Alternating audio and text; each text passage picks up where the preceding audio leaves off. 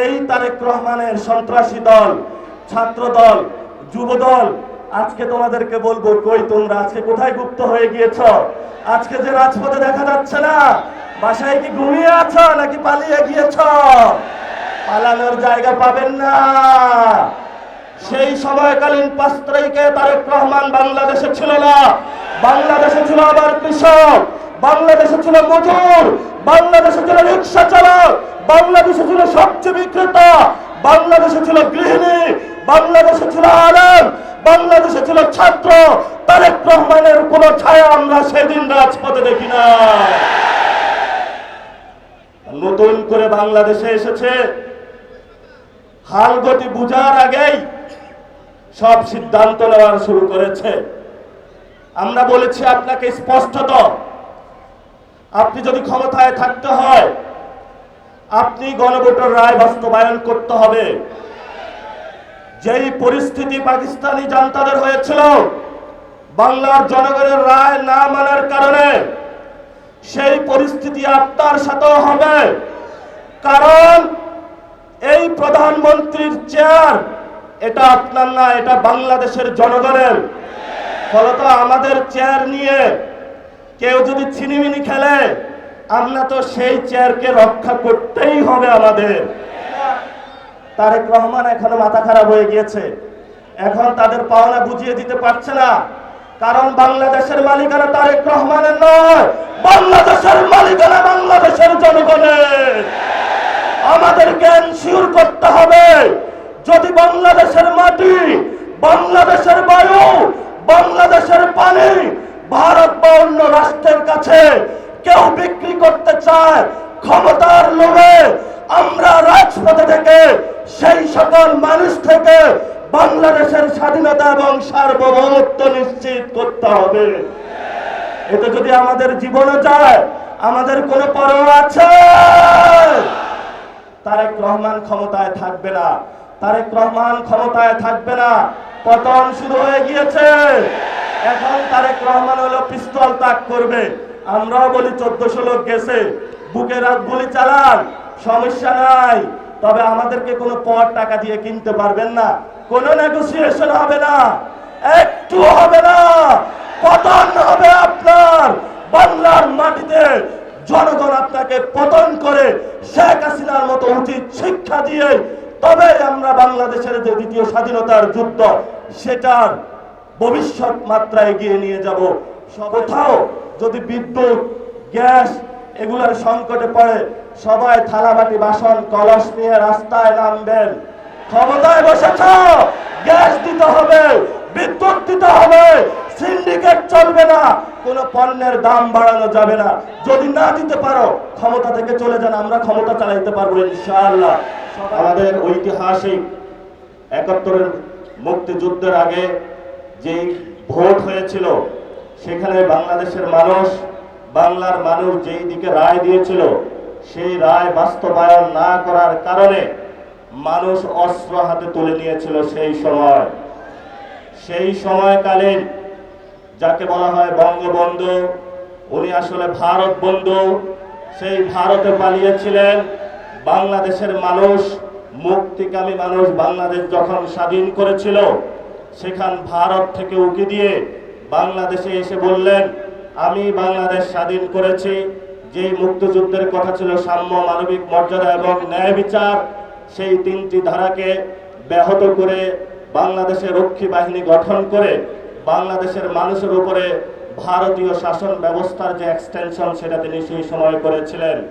তেমনি 24-এর গণ অভ্যুত্থানে যখন মানুষ হাসিনার ফেসিবাদীতে নির্যাতিত, নিপীড়িত ছিল, আজাদির স্লোগান উচ্চারিত হচ্ছিল, সেই সময়কালীন বাংলাদেশের সকল মানুষ রাজপথে ঐক্যবদ্ধভাবে নেমে যখন বাংলার মানুষকে মুক্তি দিয়েছিল, সেই সময়কালীন লন্ডন থেকে একজন বাংলাদেশে এসে ছাত্রদল, যুবদলের সন্ত্রাসী বাহিনীকে উস্কে দিয়ে বললেন, আমি হলাম বাংলাদেশের এই গণ অভ্যুত্থানের মাস্টার মাইন্ড।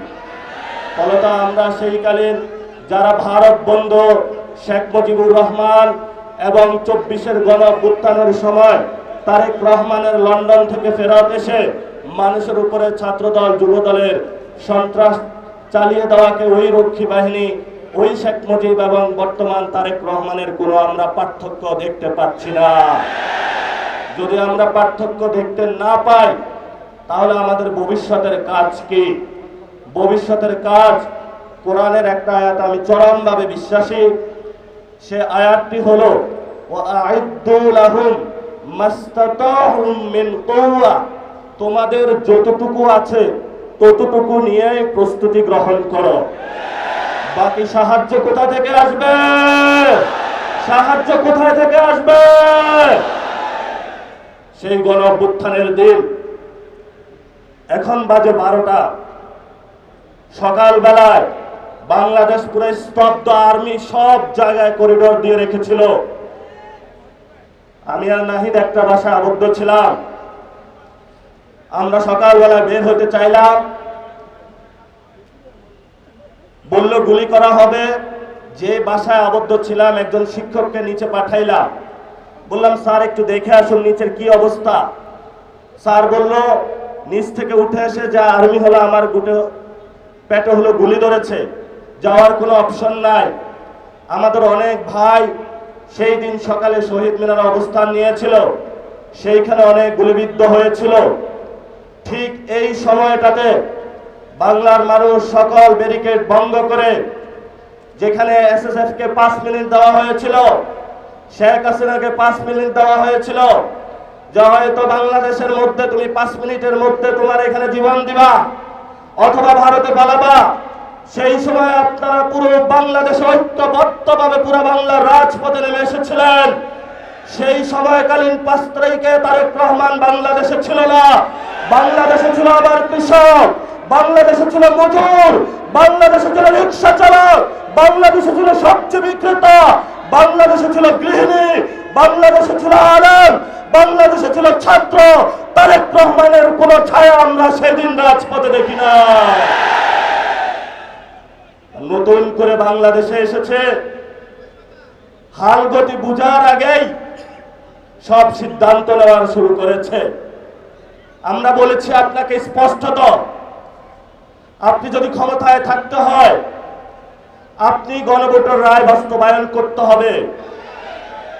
যেই পরিস্থিতি পাকিস্তানি জান্তাদের হয়েছিল বাংলার জনগণের রায় না মানার কারণে, সেই পরিস্থিতি আপনার সাথেও হবে। কারণ এই প্রধানমন্ত্রীর চেয়ার এটা আপনার না, এটা বাংলাদেশের জনগণের। ফলত আমাদের চেয়ার নিয়ে কেউ যদি ছিনিমিনি খেলে, আমরা তো সেই চেয়ারকে রক্ষা করতেই হবে আমাদের। আমি ছোট্ট একটা গল্প দিয়ে শেষ করব। তাজমহল একজনে প্রায় 100 বারের মতন বিক্রি করেছিল। সব খরিদ্দার এসে খুঁজে যে আমি তাজমহলের মালিক, কিন্তু তাজমহলের মালিকানা কি কেউ নিয়েছে? না, ওই ব্যক্তিও হয়েছে, এটা ভারতের সম্পত্তিও ছিল। তারেক রহমান নির্বাচনে আসার আগে অনেক জায়গায় ধর্ণা দিয়েছে, ভারত থেকে শুরু করে অনেক ডিপ স্টেটের কাছে তাজমহলের মতন 100 জায়গায় বাংলাদেশকে বিক্রি করেছে। এখন সবাই এসেছে তারেক রহমানের কাছে যে তুমি না আমার কাছে বিক্রি করেছিলা, আরেকজন বলে তুমি না আমার কাছে বিক্রি করেছিলা। তারেক রহমান এখনো মাথা খারাপ হয়ে গিয়েছে, এখন তাদের পাওনা বুঝিয়ে দিতে পারছে না। কারণ বাংলাদেশের মালিকানা তারেক রহমানের নয়, বাংলাদেশের মালিকানা বাংলাদেশের জনগণের। আমাদেরকে এনশিওর করতে হবে যদি বাংলাদেশের মাটি, বাংলাদেশের বায়ু, বাংলাদেশের পানি ভারত বা অন্য রাষ্ট্রের কাছে কেউ বিক্রি করতে চায় ক্ষমতার লোভে, আমরা রাজপথে থেকে সেই সকল মানুষ থেকে বাংলাদেশের স্বাধীনতা এবং সার্বভৌমত্ব নিশ্চিত করতে হবে। এতে যদি আমাদের জীবনে যায়, আমাদের কোনো পরোয়া আছে? চোখ তুলে নিয়েছে ইন্টারের একজন ছাত্রের, মাথা খারাপ হয়ে গিয়েছে যে চোখ তুলে ওদের।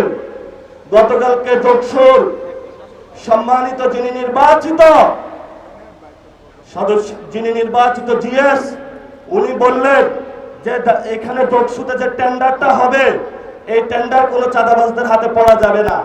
যখনই এই কথা বলা হয়েছে ওরা রান্দা চাপাতি হক স্টিক নিয়ে সর্বসম্মিলিত ঢাকার যারা সন্ত্রাসী গোষ্ঠী আছে একটা শিক্ষা প্রতিষ্ঠানে তারা আক্রমণ করেছে। সেখানে আক্রমণ করেই তারা ক্ষান্ত হয়নি। আপনারা দেখেছেন হবিগঞ্জে আমরা চিকিৎসা নিতে পারি না, সেখানে হসপিটালে গিয়ে তারা আক্রমণ করেছে। ঢাকাতেও গিয়ে তারা হসপিটালে অ্যাটাক করেছে, সেখানে চিকিৎসা নিতে দেয় নাই। এই তারেক রহমানের সন্ত্রাসী দল, ছাত্র দল, যুব দল, আজকে তোমাদেরকে বলবো, কই তোমরা আজকে কোথায় গুপ্ত হয়ে গিয়েছ? আজকে যে রাজপথে দেখা যাচ্ছে না, বাসায় কি ঘুমিয়ে আছো নাকি পালিয়ে গিয়েছ? পালানোর জায়গা পাবেন না। জনতা জেগে উঠেছে। ইনশাআল্লাহ ভবিষ্যৎ বাংলাদেশে আমাদের একটি শপথ নিতে হবে। এই শপথ হলো আগামীতে ইসলাম এবং সার্বভৌমত্বকে নিয়ে অনেক ষড়যন্ত্র শুরু হয়েছে। আপনারাই একমাত্র গার্ড, যারা এটা রক্ষা করবেন। জীবন দিয়ে হলে এটা রক্ষা করতে হবে।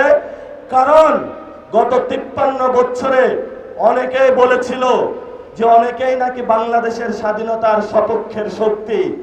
আগামীতে আমরা দেখব কারা বাংলাদেশের পক্ষে, কারা বিপক্ষে, কারা লন্ডনী, কারা দিল্লি আর কারা ঢাকার অনুসারী। সেটা আগামী যুদ্ধে প্রমাণিত হবে। মুখে মুখে বললে প্রমাণ করা হবে না। আমি হেফাজতে ইসলামের ভাইদের একটু উদ্দেশ্য করে বলবো, লড়াইটা এখন বাংলাদেশের সংস্কারের লড়াই। লড়াইটা এখন গণভোটের রায় বাস্তবায়নের লড়াই। লড়াইটা হলো শহীদদের বিচারের লড়াই। আপনারা আসুন, এই লড়াইতে আসুন। আমরা আর কোনো দ্বিধাবিভক্তি চাই না। কারণ বাংলাদেশের মানুষ, এখন বলা হয়ে থাকে মেয়ারে হক, আমি তো মানি সাহাবায়ে কেরাম সত্যের মাপকাঠি। এই যে ছোটখাটো বিষয় নিয়ে আপনারা প্রত্যেকটা মসজিদে বক্তব্য দিচ্ছেন, মানুষের মধ্যে একটা ভুল ধারণা সৃষ্টি করছেন, এটা করা উচিত না। আমি বলবো আসুন, ঐক্যবদ্ধভাবে আসুন। তারেক রহমান আপনাদেরকে কিছুই দিতে পারবে না। যদি দিতে হয় তাহলে মসজিদের মিনারে বসে আপনার ঝুলনতন্ত্রের বিরুদ্ধে কথা বলতে হবে। ইসলাম আমাদেরকে শিখিয়েছে বাতিলের বিরুদ্ধে কথা বলতে হবে, বাতিলের সাথে কোনো নেগোসিয়েশন করে নয়। এই শিক্ষাটা মাদ্রাসায় আপনারা আমাকে দিয়েছেন, সেই শিক্ষা আমরা আপনাদের মধ্যে দেখতে পাচ্ছি না। এই জন্য আপনাদের একজন সন্তান হিসাবে আপনাদের কাছে অনুরোধ করব, আমি হয়তো বেশি দূর কমি মাদ্রাসায় পড়াশোনা করতে পারি নাই, আসুন ঐক্যবদ্ধ হই। 5 তারিখে যেইভাবে চরমনায় হুজুর থেকে শুরু করে 24-এ হেফাজতি বাইরা থেকে শুরু করে কোনো পরিচয় ছিল না, সবাই আমরা রাজপথে ঐক্যবদ্ধভাবে শহীদদের সাথে ছিলাম, আহতদের সাথে ছিলাম, বাংলাদেশের সংস্কারের জন্য ছিলাম। সেই জায়গাটা 2 বছরের পরে আজকেও আপনাদের কাছে আহ্বান রাখলাম, আপনারা আশা করি আসবেন। জাতির এই সংকট মুহূর্তে কয়েকজন এর কারণে আপনারা বিভ্রান্ত হবেন না। তারেক রহমান বাংলাদেশে ভালো কিছু দিতে পারবে না। তারেক রহমানের যখন পতন হবে তখন আইসা মায়া কান্না করে লাভ হবে না, তখন একটু পিছনে পড়ে যাবেন। ইতিহাসের সঠিক সিদ্ধান্ত নিতে হবে। তারেক রহমানের সাথে ভবিষ্যৎ নয়, ভবিষ্যৎ বাংলাদেশের জনগণের। দ্বিতীয় প্রতিষ্ঠা যে বার্ষিকী, আজকে সেই ডাক দিয়ে আপনাদেরকে বলে গেলাম, এই বাইতুল মোকাররমের চত্বরে, যেখানে হলো অনেক ইতিহাসের সাক্ষী, তারেক রহমান ক্ষমতায় থাকবে না। তারেক রহমান ক্ষমতায় থাকবে না। পতন শুরু হয়ে গিয়েছে। এখন তারেক রহমান হলো পিস্তল তাক করবে। আমরাও বলি 1400 লোক গেছে, বুকে রাত গুলি চালান, সমস্যা নাই। তবে আমাদেরকে কোনো পর টাকা দিয়ে কিনতে পারবেন না, কোনো নেগোসিয়েশন হবে না, একটু হবে না। পতন হবে আপনার বাংলার মাটিতে। জনগণ আপনাকে পতন করে শেখ হাসিনার মতো উচিত শিক্ষা দিয়ে তবে আমরা বাংলাদেশের যে দ্বিতীয় স্বাধীনতার যুদ্ধ, সেটার ভবিষ্যৎ মাত্রা এগিয়ে নিয়ে যাব। সবাই ভালো থাকবেন, নিরাপদে থাকবেন, আশেপাশে দেখে রাখবেন যারা ছাত্রদল, যুবদল, বিএনপির সন্ত্রাসী, তারা যাতে জনগণের উপরে কোনো অত্যাচার না চালাইতে পারে। এবং কোথাও যদি বিদ্যুৎ, গ্যাস এগুলোর সংকটে পড়ে, সবাই থালাবাটি, বাসন, কলস নিয়ে রাস্তায় নামবেন। ক্ষমতায় বসেছ, গ্যাস দিতে হবে, বিদ্যুৎ দিতে হবে, সিন্ডিকেট চলবে না, কোন পণ্যের দাম বাড়ানো যাবে না। যদি না দিতে পারো ক্ষমতা থেকে চলে যান, আমরা ক্ষমতা চালাইতে পারবো ইনশাআল্লাহ। সবাই দোয়া করবেন। আসসালামু আলাইকুম।